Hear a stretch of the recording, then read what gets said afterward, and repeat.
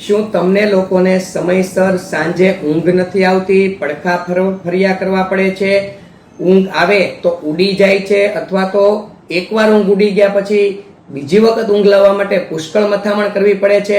તો બિલકુલ તમારે ચિંતા કરવાની જરૂર નથી. ઊંઘ ન આવવા પાછળનું શું સચોટ કારણ છે અને ઊંઘ ઘસઘસાટ આવવા માટે આપણે શું સાંજે જમીએ તો આપણને સરળતાથી ઊંઘ આવી જાય, આ બંને બાબતો વિશે આજે સરસ મજાની વાત કરવી છે. તો સૌ પ્રથમ આપણે ચલો જાણીએ કે ઊંઘ ન આવવાનું સચોટ કારણ શું છે. તો ત્રિદોષની વાત કરું તો વાયુ દોષ, પિત્ત દોષ અને કફ દોષ. તો સૌ પ્રથમ પિત્ત દોષની વાત કરું તો આપણા શરીરમાં પિત્ત દોષ વધે, અમ્લપિત્ત વધે, એસિડિટી વધે, એટલે શરીરમાં ઉષ્ણતા વધે છે. અને શરીરમાં ઉષ્ણતા વધે ને એટલે મેલાટોનિન નામનું જે હોર્મોન્સ છે જેનું કાર્ય શું છે કે ઊંઘ લાવવા માટે આપણી મદદ કરે છે.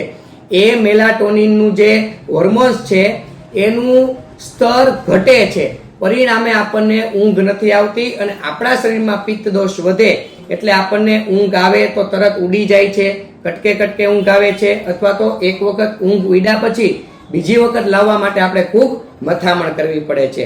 બીજું કે વાયુ દોષ શરીરમાં વધે તો શું થાય? તો વાયુ દોષ વધે ને શરીરમાં તો આપણું મન છે ને તે અશાંત રહે, પરિણામે મેલાટોનિન નામના હોર્મોન્સનું જે સ્તર છે તે ઘટે છે અને આપણને ઊંઘ બરાબર આવતી નથી, ઊંઘ કટકે કટકે આવે છે, અથવા તો ઊંઘ આવે તો તરત જ આપણને ઊંઘ ઉડી જાય છે. આ બધા પ્રોબ્લેમ ઊભા થાય છે. ત્રીજું કે કફદોષની વાત કરું તો જેના શરીરમાં કફદોષ વધે એટલે એના શરીરમાં સાથે સાથે શીતળતા વધે છે. અને આની સાથે સાથે જે લોકોને કફદોષ વધે, કફ પ્રકૃતિ છે, એવા લોકોને ઊંઘ વધારે માત્રામાં આવે છે. તો એ પણ સારું નથી. ઊંઘ ઓછી માત્રામાં પણ ન આવી જોઈએ, વધારે માત્રામાં પણ ન આવી જોઈએ. હંમેશા ઊંઘ સમયસર અને પ્રમાણસર આવી જોઈએ, તો જ આપણા શરીરમાં નિરોગીતા વધે છે.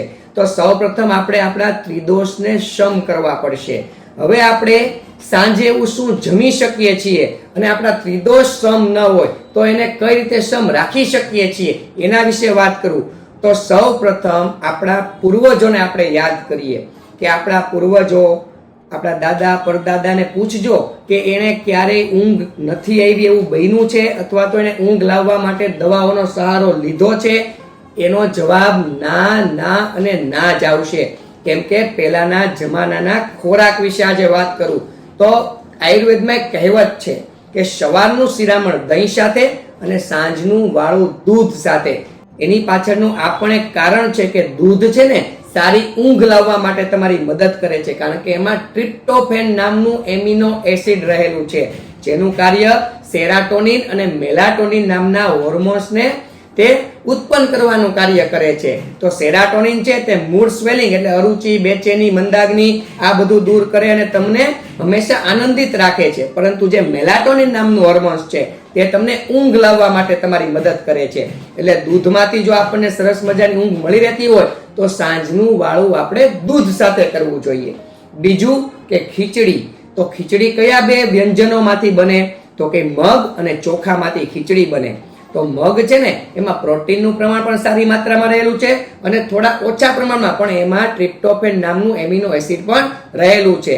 અને જે ચોખા છે, ભાત છે, એમાં કાર્બોહાઈડ્રેટ સારી પ્રમાણમાં રહેલા છે. હવે આ બંને જ્યારે ભેગા થાય ત્યારે મેલાટોનિન નામનું જે હોર્મોન્સ છે એનું નિર્માણ સારા પ્રમાણમાં થાય છે. પરિણામે તમને સરસ મજાની ઊંઘ આવે છે અને ઊંઘ ન આવતી હોય તો ઘસઘસાટ ઊંઘ લાવવા માટે આ બધો ખોરાક તમારી મદદ કરે છે.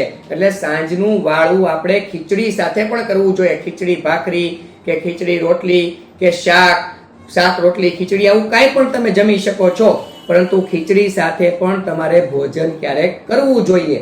ત્રીજું કે પહેલાના જમાનામાં ક્યાંય લાઇટ લેમ્પ નહોતા અને નાઇટ લેમ્પ હતા તો એનો પ્રકાશ એકદમ ઓછો હતો અને પહેલા તો ચંદ્રના શીતળ પ્રકાશમાં લોકો સૂતા, એ લોકોને ઘસઘસાટ ઊંઘ આવી જતી. પરંતુ અત્યારે આપણા હાઈફાઈ મકાનોમાં નાઇટ લેમ્પ એવા આવી ગયા છે કે ટ્યુબલાઇટ જેટલું પ્રકાશ ફેંકે, પરિણામે જેટલો પ્રકાશ હશે એટલું મેલાટોનિન નામનું જે હોર્મોન્સ છે એનો પ્રોડક્શન પૂરતા પ્રમાણમાં નહીં થાય એનું નિર્માણ, એટલે આપણને ઊંઘમાં વિક્ષેપ ઊભો થાય છે.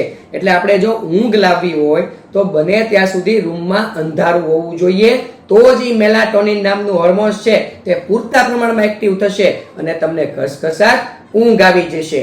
તો એટલું તમારે ધ્યાન રાખવાનું છે.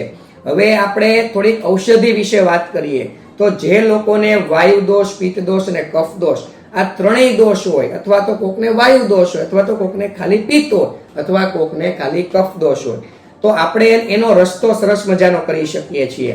એક તો આપણે જે લોકોને પિત્ત દોષ હોય ને એવા લોકોએ સાંજે ખાટું, ખારું અને તીખું અને આથાવાળું મસાલેદાર ભોજન અવોઇડ કરવું જોઈએ. પરિણામે તમને દવાઓની જરૂર નહીં પડે અને તમારા શરીરમાં આપમેળે પિત્ત દોષ બેલેન્સ રહેશે, એટલે તમને ઘસઘસાટ ઊંઘ આવવા માટે તમારી મદદ કરશે.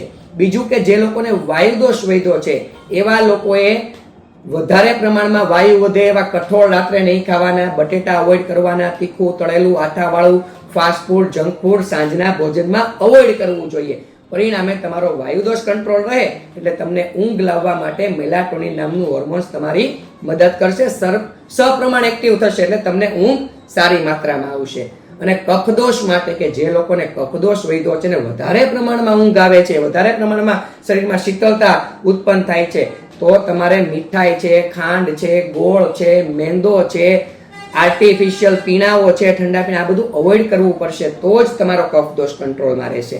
અને ત્રણેય દોષ જો તમારી પાછળ પડી ગયા હોય તો તમારે ત્રિફળા ચૂર્ણનું સેવન કરવું જોઈએ. ત્રિફળા ચૂર્ણમાં હરડે, બેહડા અને આમળા એટલે વાયુ, પિત્ત અને કફ ત્રણેય દોષોને તે કંટ્રોલ રાખવા માટે, સમ રાખવા માટે તમારી મદદ કરશે અને તમારા એને રિલેટેડ પ્રોબ્લેમને તે મટાડી આપશે. તો ત્રિફળાનું સેવન કરવું જોઈએ. ત્રિફળાનું સેવન કઈ રીતે કરી શકાય? તો ત્રિફળાનું સેવન બે રીતે કરી શકાય. સવારે તમે એનું સેવન કરો તો નરણા કોટે ઉઠીને 1 ચમચી ત્રિફળાનું સેવન કરી શકાય. 30 થી 35 મિનિટ પછી તમે નાસ્તો કરી શકો. અને સાંજે તમારે ત્રિફળા ચૂર્ણનું સેવન કરવું હોય તો સાંજે જમીને તરત નહીં, સૂતી વખતે 1 ચમચીનું સેવન કરી શકો. એટલે તમારા ત્રિદોષ છે ધીરે ધીરે સમ રહેશે અને ત્રિદોષજન્ય રોગો ધીરે ધીરે મટવા લાગશે. પરિણામે જે ઊંઘ લાવવા માટેનું મેલાટોનિન નામનું હોર્મોન્સ છે તે સપ્રમાણ એક્ટિવ થશે અને તમને ઘસઘસાટ ઊંઘ આવી જશે.